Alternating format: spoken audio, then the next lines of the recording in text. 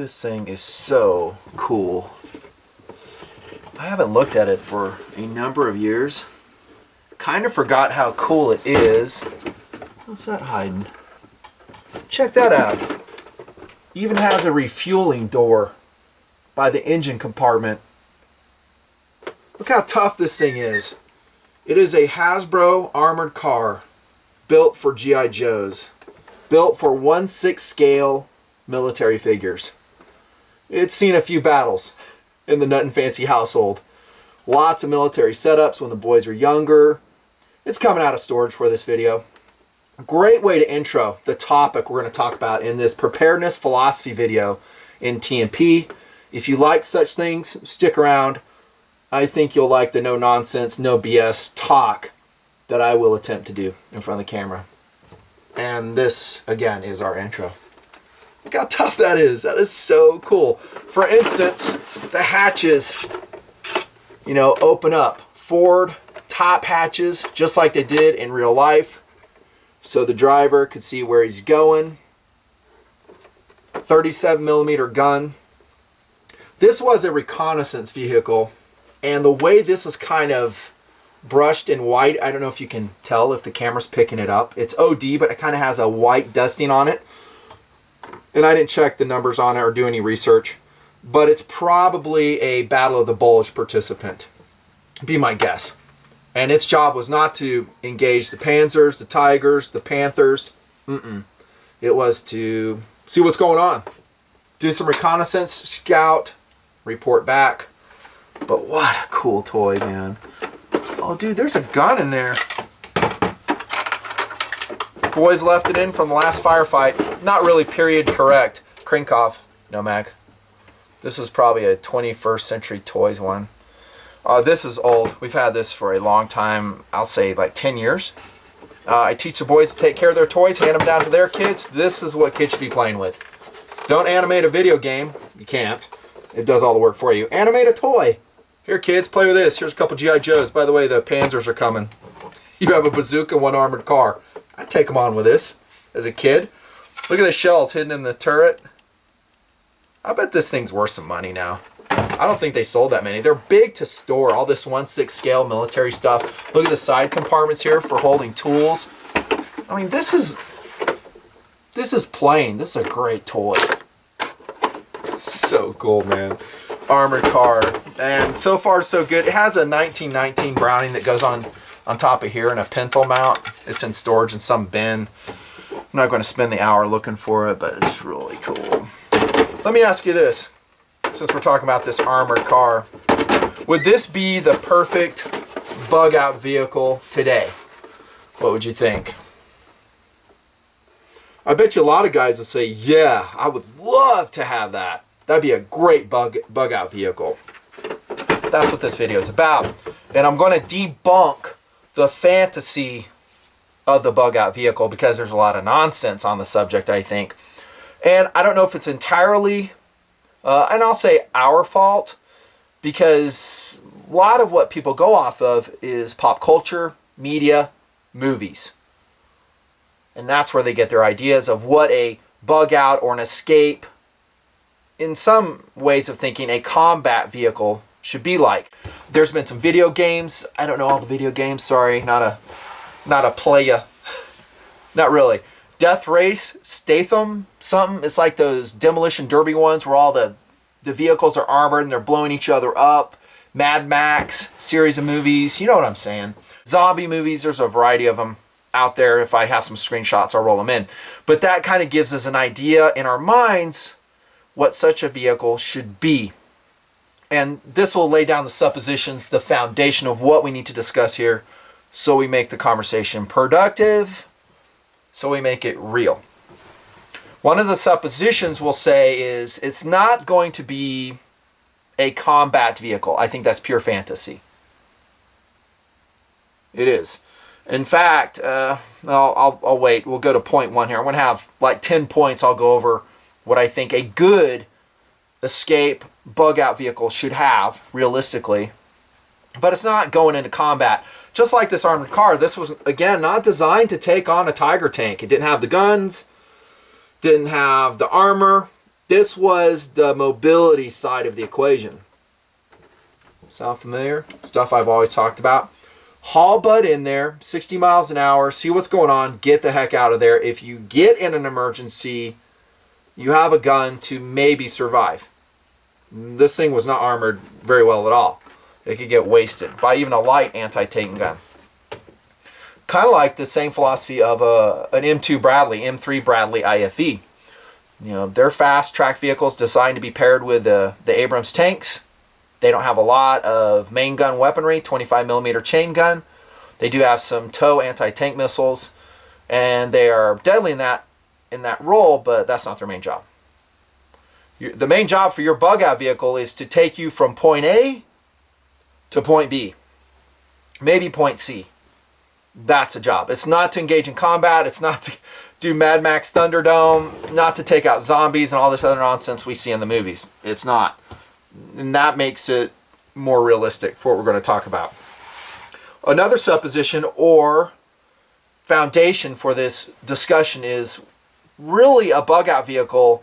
If you're going to use a motorized one, and you probably should for SAWC, works best in rule of law. You have roads, you have fuel. No one's going to be attacking your vehicle. No one wants to steal it from you. Rule of law is when you use your bug out vehicle, which is kind of counterintuitive, really, because everyone thinks, well, end of the world, without rule of law situation, that's when I need it. I need to get from this place to that place. I know where you're going, but don't kid yourself. If it's a natural disaster, let's say a volcano erupts in the western United States, you have ash everywhere, let's say a foot of ash on the roadways, you probably won't be going very far. Your vehicle could choke in that. Reference Mount St. Helens. Go look at those pictures. There were some taken in the 1980s when that erupted. Gives you an indication. Earthquakes, hurricanes, tornadoes, trees, debris, houses. Roads are just taken out. And in most of the things we're going to talk about, you'll need a road. Also, we said it's not a combat vehicle, and that's me. I'm saying no, it's not. And let me address that really quick to tell you why I arrive at that conclusion. Number one, you don't want to be fighting. You want to survive. Your job is not to go out there and hurt people, and there's a lot of fantasies going on out there. They just think, without rule of law, anything goes. I can do whatever I want. Out come the guns, and they do all this stupid stuff. There's guys that think that way, and I like to shoot that philosophy down. Blow it out of the sky. It's asinine. You want to help your fellow man. You want to survive. You want to reestablish rule of law. So you're not going to be rolling down the street in an armored vehicle, a tank, shooting stuff up. Breaking out the 50. Like that movie, 1941, John Belushi, when he's taking out the lights with the 30 cal. That was a funny movie too. Maybe that is rolling around in my mind as well. Not a combat vehicle. And I was getting to, militarily speaking, why? Let's just say you were going into a very hostile environment. Let's say Somalia, Black Hawk Down scenario. You have a single vehicle. Let's say it's an armored vehicle, MRAP, a Bradley, and that's your bug out vehicle. It's well stocked. You got tons of ammo. You got tons of food. There's 4 dudes in it. They're highly trained. Are you going to make it from point A to point B if they know you're coming? Probably not. There's a reason why they use infantry in war to protect tanks. The movie that just came out with Brad Pitt, Fury, I loved it. It was great. That scene at the end, though, where the Sherman tank is at the crossroads, it's immobile, spoiler alert, and it's getting swarmed is pretty unrealistic. Because infantry on a static tank can take it out so quickly. That's history. If it's immobile, it can't move. You can put a Molotov cocktail in it. You can put some charges on the side of the armor. You can Panzerfaust it. They kind of represent it, but there have been Panzerfausts through that thing so quickly. Shape charge, it's done. You need an army to protect it. And then the tank can do what the army can't. It can take out things at longer ranges. Has a main gun. Even this, the 37 millimeter gun, can take out a pillbox or something like that. A lot better than a small arm can, like an M1 Garand, like a Browning BAR. That's why. Those two things go hand in hand. So if you were in that type of war situation, It ain't going to work unless you have some support outside to keep people away from your vehicle. And then you mutually support each other with the advantages of your armament systems. Huh, there's that word again, systems. Moving versus on-board living is another supposition. What do you want to do in your bug-out vehicle? Is it really going to be an escape vehicle where you're going to live aboard it for a number of days, maybe even weeks, maybe even months? That is a huge question you need to determine, because you're really not talking about a bug-out vehicle. You're talking about a relocatable domicile, a house on wheels. And that complicates things. That really complicates SAWC and all kinds of things, which I'll make reference to as we move along here. People get this all mixed up, though. They go, a bug-out vehicle. Okay, big camper, fully stocked. What are you trying to do? Narrow it down. I want to get from point A to point B with a plan C option, several hundred miles from each other. I need supplies for a week. To me, that's realistic. That's a realistic bug-out vehicle option, not a shootout vehicle. And that launches into, and that's only suppositions I can really think of right now. That will shoot us into, well, let's discuss what's out there right now. And I did click around the internet. I looked to see, what are some of the bug-out vehicles that people love. They say they're awesome. There is and I've always loved this vehicle, the Mercedes Unimog and the Unicat. That is a cool all-wheel drive vehicle. They race those things in mud bogs in Scandinavia. I know, I've watched the races and it's really fun. And there are some RV conversions on those that are insane. They're, again, all-wheel drive. They have extremely high ground clearance. They can go up amazing steep terrain. They're incredible. And the RV conversions just make my mouth drop open because they're so cool. Is it realistic? We'll get to the points. We'll talk about it. All these are very expensive. I found one called the Earth Roamer XV-LTS. It's built on a Ford F550. It's going to be about $400,000 used. Cool vehicle. I mean, it looks awesome. Very impressive. Probably a good rule of law bug-out vehicle, or better yet, go to the lake vehicle and impress your friends. Let's be honest. Hey man, I'm just going to drive up in this thing. Everyone's going to go, ooh, that's cool. Without rule of law, Mercedes Sprinter. There's a buddy of mine that converted one of these to an RV. He spent a lot of money doing it, but man, is it cool. He doesn't use it as a bug-out vehicle. He's not a preparedness-minded person at all. He is an outdoors person. He has 2 Labradors. Great guy. His name's Paul. And he takes that Sprinter and he goes mountain climbing. His dogs wait at the base of the mountain and he comes back. He goes back to the Sprinter vehicle. He's got movies. He's got his brews and he's having a great time. Rule of law vehicle. It's more of an RV vehicle. But someone out there somewhere probably thinks it's the perfect bug-out vehicle. Hummer, camper. That thing, by the way, I saw one when I was deployed over in the Middle East that was really cool. And it had some Kevlar armor on it. Is a Humvee camper. It's kind of like a medical vehicle. And I was like, that's cool. And at the time, I was honestly thinking, that'd be a cool survival vehicle. I've since progressed a little bit. 29,000 pounds that thing weighs for my research. How about a deuce and a half?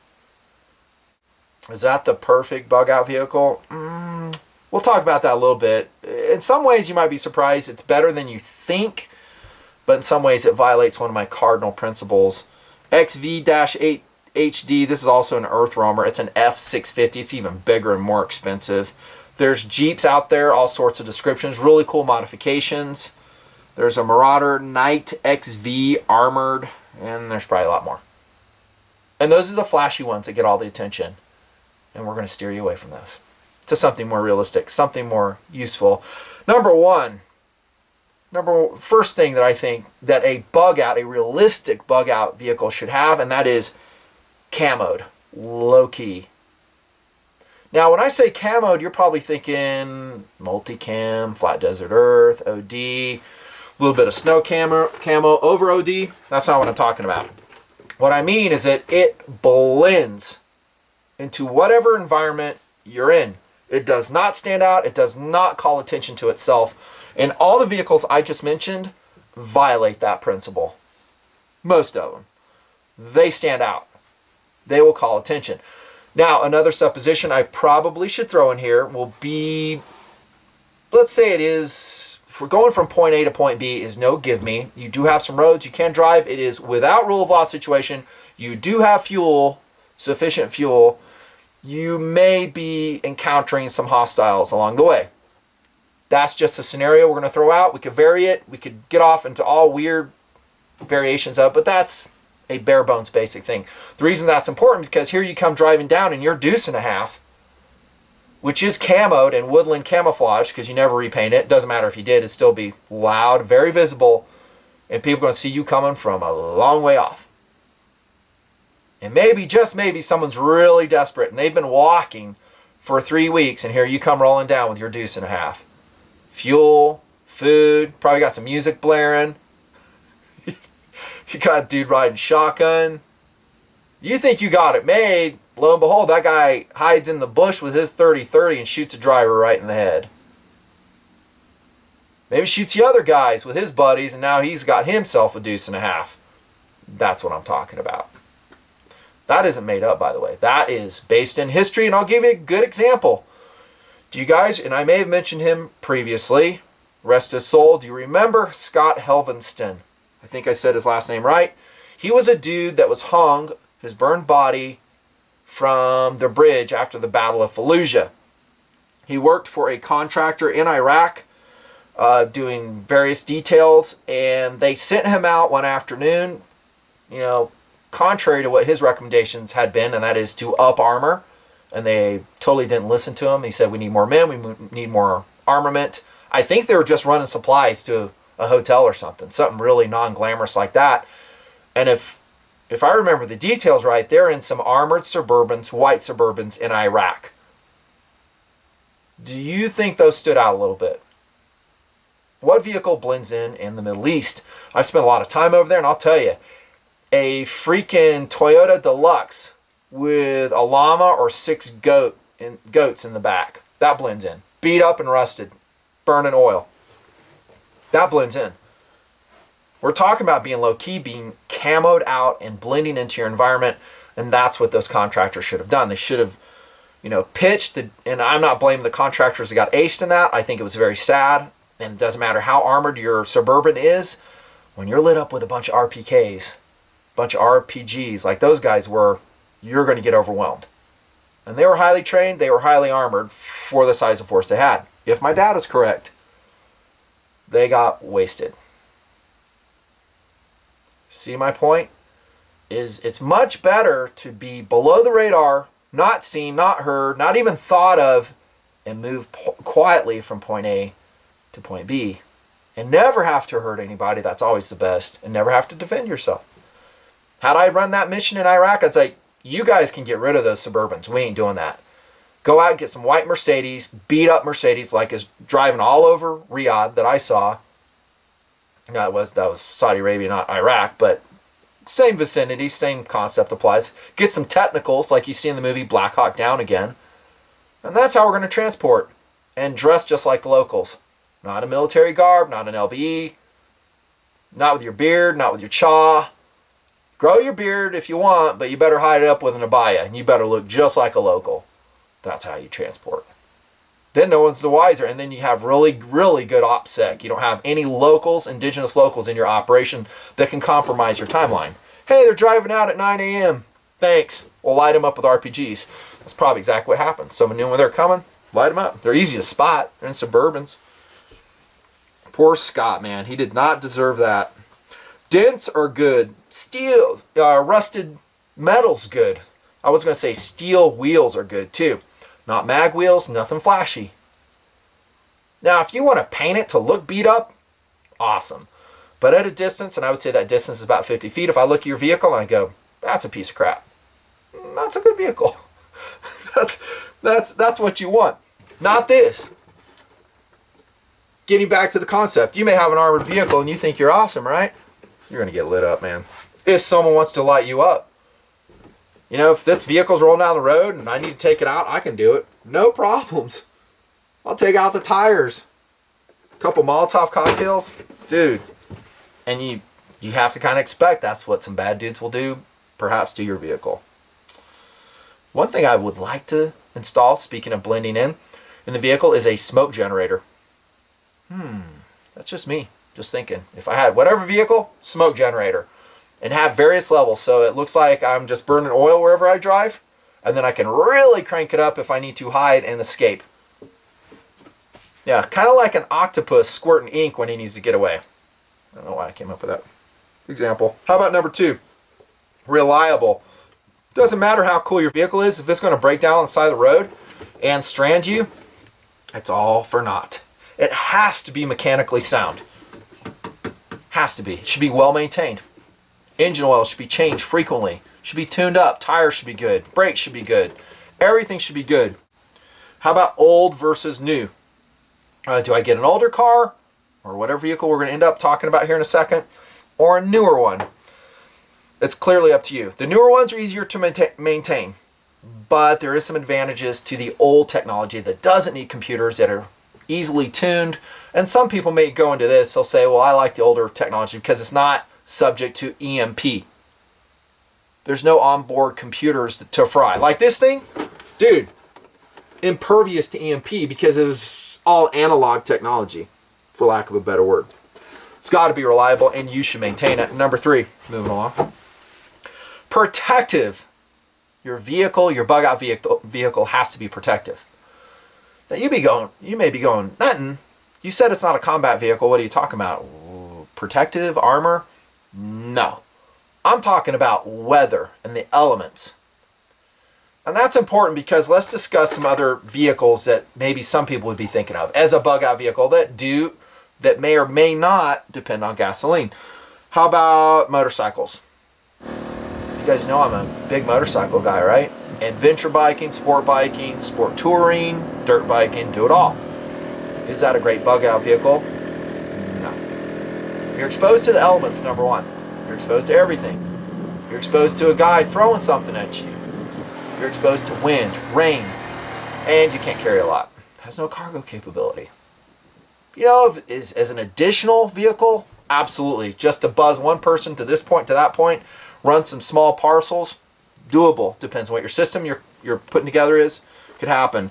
Mopeds, scooters, they're even worse. Yeah, they're very fuel efficient. You're exposed. They're very slow. What's this for a location? Better than nothing. Dude. And I'm talking about getting supplies and people from one point to another. If you're just going out doing an errand, doing some trading, moped scooters could be great. But they're noisy. People hear you coming. Maybe they want that scooter more than you do. How about this? Ultralights. I heard some guy talking, yeah, ultralight be my bug out vehicle. I was like, dude, ultralight, you can't carry anything on that. You know what your ground speed is like in an ultralight? What, like 30 miles an hour? If you're in a headwind, you could be moving backwards. They're slow. Someone could blow you out of the sky if they wanted to. Ultralight? Nah, they're loud too. It's just, and it's really conspicuous. Let's say there's no fuel, no one's driving, and they hear this. Everyone's looking up. Check that dude out. Maybe someone takes a pot shot at you. There's no cops around to prevent it, right? It's without rule of law. Guess you're not getting to your destination in the ultralight. I could be wrong on that. I'm just applying logic to it. Sailboats. Of all the alternative bug out vehicles, I kind of like this one. Doesn't require gas. You're going to go to remote locations where there's fewer people. You're not easily accessible because of your skill, that is, you're a sailor. There are some downsides though. You need supplies, you need food, those run out. You're eventually going to have to restock. You're exposed to the elements. You could have an emergency. Your mast could break. And nothing's perfect. But it's kind of cool. I mean, if you're going from a coastal point A to a coastal point B, I kind of like the boat thing. And if you have a small gasoline engine with enough fuel, okay, I could see that. That to me would be a system that was workable, assuming you know the weather and all the inherent dangers in your plan. Boats are cool. ATVs and razors, like four-wheel all-terrain vehicles. Loud, conspicuous, small cargo capacity, all-terrain, absolutely. For getting just people from point A to point B, maybe. I'd rather have a Jeep myself. You know, Jeep's better on the road. They're probably more reliable. You know, those other ones, are they meant for, 400-mile journey on the road? Pavement? I don't know. How about 6 or 4-wheelers? Those all-terrain aquatic kind? No.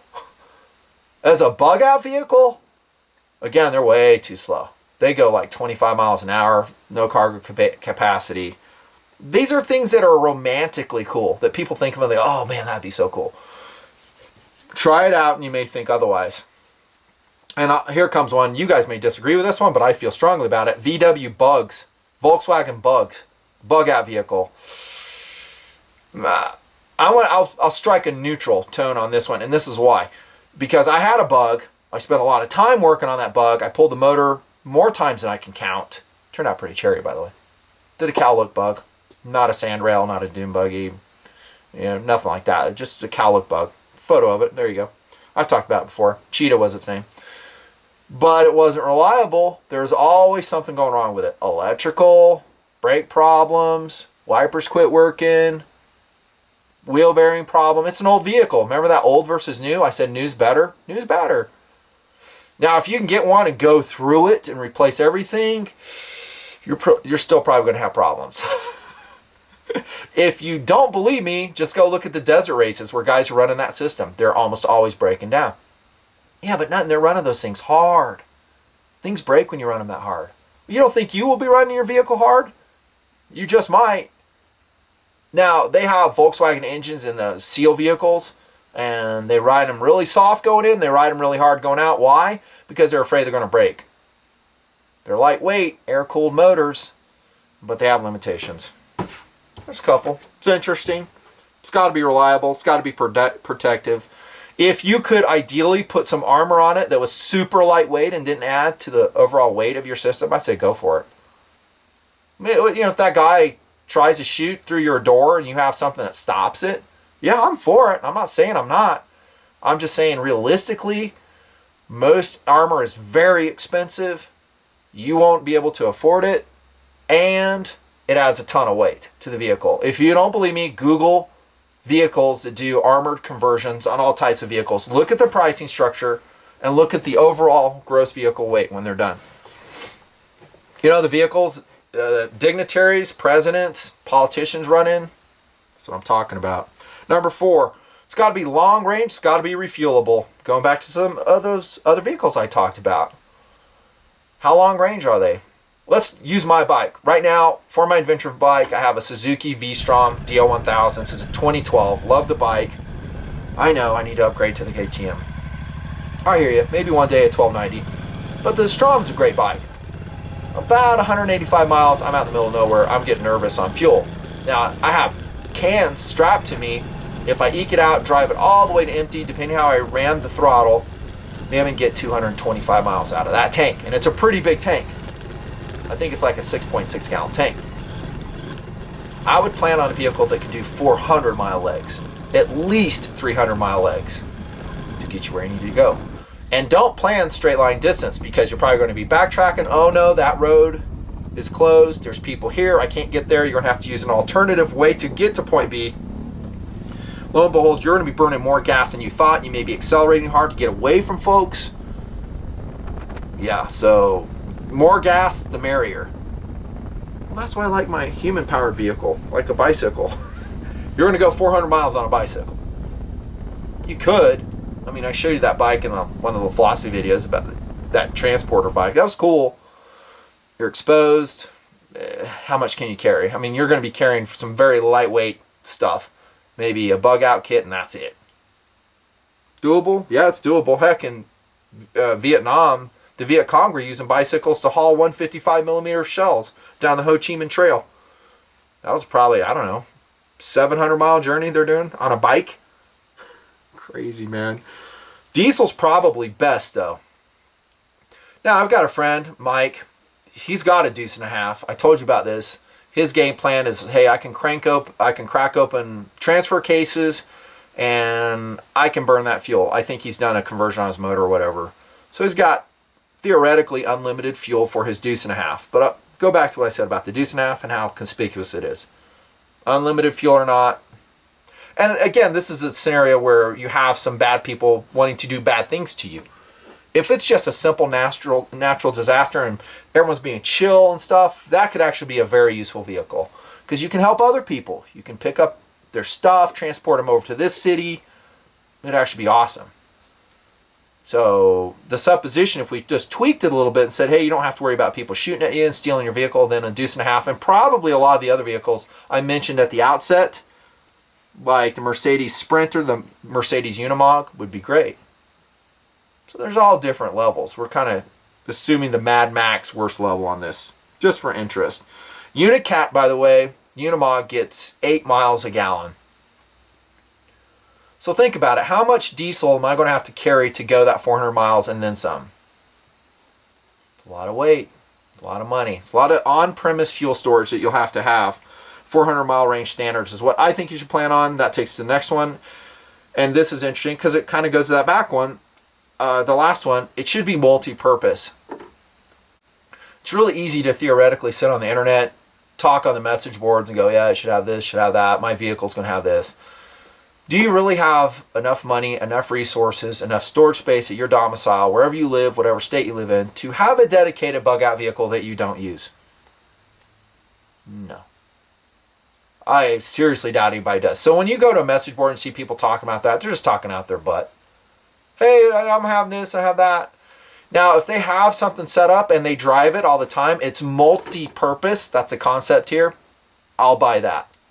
That's something that works. I have a bug-out vehicle, but I do drive it frequently. It doesn't have to be every day, but frequently. It's in my system. It's in my rotation of vehicles. That's awesome. Why? Because it's expensive to maintain a vehicle. It's expensive to, insure it. You have to have area to store it in. I'm just going to put it, under a tarp. Great. It's going to rust eventually. Tires will dry rot. By the way, I'm speaking from experience. Having stored vehicles, having used them for over a decade in such a scenario. I'll tell you about it later. It's got to be a people carrier. Now we're getting to the heart of what I think a good bug-out vehicle is. It's got to be a people carrier with, and this will take us to the next point, might as well, cargo capacity. That takes us back to the bike. Well, I love the bike. Well, how many people can you take? Nobody. You. Well, I can take someone and pump them down the road, and put them on the handlebars. No, you can't. Not for 400 miles. No way. You're going to take their supplies, your supplies, and then factor in, by the way, someone's going to get injured. Someone's going to have medical difficulties. Like in my family. We have them now. Mrs. Nut and Fancy has serious medical concerns. Am I going to have her bicycle 400 miles away? No. By the way, go back to my not recent, but within the last few months, posted philosophy video, 10 reasons not to bug out, why you should stay at your domicile. You should watch that video first before watching this. If you haven't, I'll annotate it right now. Please go do so. Because I don't think you should be bugging out at all, unless you have a really important and compelling reason to leave. For all the reasons I mentioned in that video. Sense of community, rebuilding ROL, all your supplies right where you are. What I said in that video. But let's say you do have to leave and you're lucky enough to have a plan B, a location B, a site B, you're going to have to be carrying some stuff probably. You might have to be carrying some people who are injured. Let's go back to those other vehicles, the alternative ones. Ultralights? No. ATVs? Nope. Motorcycles? Nope. What is it, man? What can it be? No, we'll get to that. What I think will be great, and what I would like to use, honestly, I don't have it in my system now. I would like to. I don't have it now. But it's got to be a self-contained system that can carry people and cargo. And part of that is because it can also serve as emergency shelter. Point 8, where I'm at. Oh, I'm doing good on time. Does it have to be all-terrain? Let's go back to the movies and what we've seen in the movies. You'll usually see, and you'll see these at the gun shows too, right? Why? Because it's cool, it's flashy, it's interesting. Maybe they have a Humvee, an MRAP, a military vehicle there, an armored vehicle. Big tires, jacked up, high ground clearance, armor, maybe has an M134 minigun on it. Just stuff to catch people's interest and go, oh, that's cool, man, that's badass. But do you actually have to have it all terrain? I say no. The bug out vehicle has to be reliable, should have ground clearance. That would be great, but does it have to be four-wheel drive? No. It will be more fuel efficient if it isn't. And remember the range we're striving for, 400 miles. That being said, if I could get one that was all-wheel drive, four-wheel drive, at least capable of that, it would be nice, depending on my situation. If to get to site B, we'll call it, in the wintertime, I need four-wheel drive, you better have a four-wheel drive. And just suck up the extra fuel burn and plan accordingly. There's a website, and I'll give them some promo here, free of charge. They don't even know me. It's called overlandvans.com. And now we get into the crux of the issue of what I think a great bug-out vehicle is, and that's a van. They do lifts on vans, by the way. All kinds of vans, 2-inch lift. And I think that's smart. Ground clearance, maybe you use a four-wheel drive van. Awesome. Don't have to. It's cool, though. Not all vans are all-terrain, that's for sure. Some are, some aren't. Should you have a winch, jackstrap, kit on it? All that stuff. Locking differentials, all the off-road stuff. Not necessary. It depends on where you're going and what you're planning to do with it. What your fuel burn is. Take it from me. From driving my truck around, dude, four-wheel drive, my fuel burn goes way down. I should say way up. MPG goes way down. All-terrain. The lift would be nice. All-wheel drive would be nice in the snow. Going back to the volcanic ash, mud, going off-road when you have to transition on an unprepared surface to get to your site B. Be nice, not mandatory. Keep in mind the previous point. It was multi-purpose. That you use this vehicle in your system for your family pretty frequently. Do you want to be driving around an all-wheel drive vehicle all the time? Deal with the MPG, the gas cost.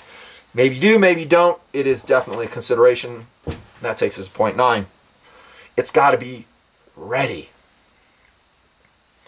The van, in my situation, what I would like to have, has to be well maintained, good tires, good brakes, all the fluids are normal. It's ran at least once a month, preferably as a part of your everyday system.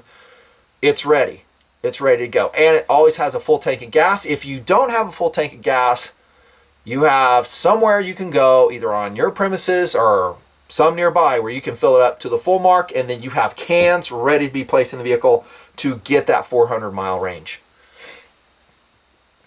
It's really easy for us to talk in abstracts when we talk about preparedness things, where we're talking about survival kits, first aid kits, in this case, vehicles. Well, it should have this. It should have that. I'm going to have this going on. Again, maintain a vehicle is difficult. It's expensive. It takes a lot of work. I could spend days every week working on vehicles. I try not to. I try to buy good ones that are reliable. I've been blessed so far with them. Usually used is the way we buy them. Good, clean, used ones. Not always. Sometimes we buy new. But I don't want my vehicles breaking down, cause me a pain in the butt, expensive, maintenance costs, because I want them to be ready for my everyday life. Which means they're going to be ready for bugging out. It's just like your USK, BOK. Your bug out kit, your urban survival kit that I advocate you guys have. Are they ready? That means once they're ready, you don't change anything out of there. You don't say, I need this item from that kit, and you go steal it, and then you forget to put it back, and now your kit's not ready. That happens all the time. Or you use something under a valid need, and you don't replenish it. I've been guilty of it, so have you. It's even more so with the vehicle. You might say, well, how much, do I drive around with my stuff in my car all the time and completely ready for bugging out? I say no.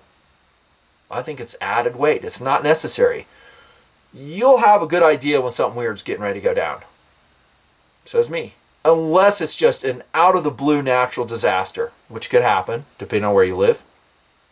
Maybe you do live in one of the volcano states. Maybe you live in Hawaii. And you're coming back from work, and lo and behold, you look up, and there's a huge ash cloud. Didn't see that one coming, did you? So maybe in that situation, depending on where you are geographically, you're ready to go. You have a bug-out kit ready to go. You have water. You have first aid supplies. Maybe you have a gun. Maybe you have ammo. You have extra fuel, and it's always in there, ready to go. Easy in concept, very hard in execution. It's RTR, ready to run. Last but not least, and I'm going to kind of open this up to you guys, what you think the perfect bug out vehicle should have. Number 10, I would say, and this is subject to interpretation, fast. It has an ability to escape bad situations. Let's go back to the armored car. The reason they went with wheels way back in World War II is because, technologically speaking, this was the fastest way to get out of Dodge. 6 wheels, why? Because if one blew, you didn't have to stop, change the tire, you just keep on going till you get to friendly lines. Fast gets you out of trouble. Some of the alternative vehicles we discussed, bicycle, ain't fast. Ultralight, ain't fast. Sailboat, not fast. The advantage of a boat, though, is there's not a lot of people around you. Except pirates. I don't know if they'll be out there or not. But, you know, ATV, okay. Razor, yeah, those things haul. Motorcycles, yeah, but they all have disadvantages. To me, honestly, the perfect bug out vehicle is fast enough, and that's not a full-size van, but a minivan. That's the perfect bug out vehicle, and that's where I've been going with this the whole time. Not a new one, but one that has some wear on it that looks indigenous to where you live. People won't think twice about looking at it. I would prefer you get a solid panel cargo van too, a minivan. Top of the list would be the Chevy Astro van, which, by the way, is not super reliable. Some of these built in the early 2000s, late 90s are crap. They need a lot of work. Things break on them. They just didn't have great quality levels. You can get them to a reliable condition, though. You're going to have to go through them, spend a little money, but since you only spent, I don't know, $4,000 on the van, you should have some money to spend on it. You can spend the $400,000 on a Unimog or one of those, you know, really trick earth roamers. Fix it. Get it ready to go. Hey, can it have windows in the back? It can. I'd prefer it didn't, because people can't look inside. If you're parked somewhere, maybe you're holed up, you know, sleeping in the back of it, people can't investigate and find out there's a person in here. If you do have windows, you should totally block them out. It does provide you good protection for the elements. You want to put armor in there? Go ahead. You put steel in there, dude. You've changed the whole dynamics of that vehicle. You're going to wish you hadn't. Yeah. By the way, those have the cargo capability that I was talking about for a certain number of people. You know, if you have a bigger family, you have more supplies, you may have to go to a full-size van. Maybe a full-size four-wheel drive van with a lift kit on it. Keep in mind your fuel burn, where you're going. Do I put a top port on it? That would actually be kind of cool. For just surveillance, to know what's going on. I'm talking about like a hatch on the top of the van that's reinforced. It's built specifically. You can pop it open just like, well, this doesn't have a hatch. This is an open top turret. Throw it open, see what's going on. If you have to return fire, heaven forbid, you have a way to do it 360 degrees, albeit you're exposed. I know what you guys are thinking. Hey, do I put firing ports in it? You don't want the van to look anything out of the ordinary, at least on the side. A hatch on the top, no one would recognize that. They'd think it's just a ventilation thing. You decide. Steel wheels, if you want to powder coat them dark so they don't rust, even if they do rust, what the heck? Make it look cool, you know? Put some llamas and mules in a trailer behind it. Fast. Now, by saying fast, I don't mean 100 miles an hour, but without rule of law, 60 miles an hour is fast.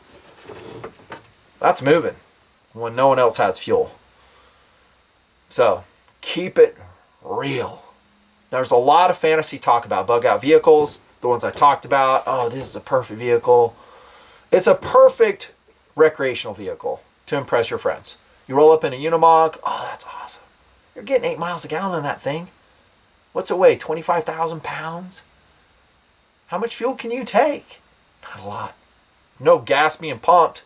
You know, can you go get some out of transfer cases like my buddy Mike? Maybe. But don't be high profile, man. It draws attention. Assuming worst case scenario, someone may decide they want that vehicle more than you. And next thing you know, you get some bullets coming through the windshield. You're a bullet catcher because you're so high profile. Like those guys in Iraq. They thought they had the program knocked. Doesn't take, you know, a lot to take out a vehicle. Even this in World War II, dude. You know, if the Germans saw this coming down the road, they had a Panzerfaust, maybe an MG-42, they could take this thing out. No supporting infantry. That's why this thing was always fast in, fast out. Scout cars, man. World War II. Survival truck requirements. Tell me number 10 what you think. I said fast. Maybe there's something I forgot. Talked about low-key, reliable, protective, long range. I'm saying 400 miles. Multi-purpose. You use it every day. Can carry cargo. Should be self-contained. Gives you protection from the elements. Most importantly, can be all-terrain. Doesn't have to be, in my opinion. It's ready, it's reliable, and then finally, fast. That's my thoughts on the subject. Say goodbye to the Hasbro armored car. The perfect bug out vehicle? Probably not. See ya.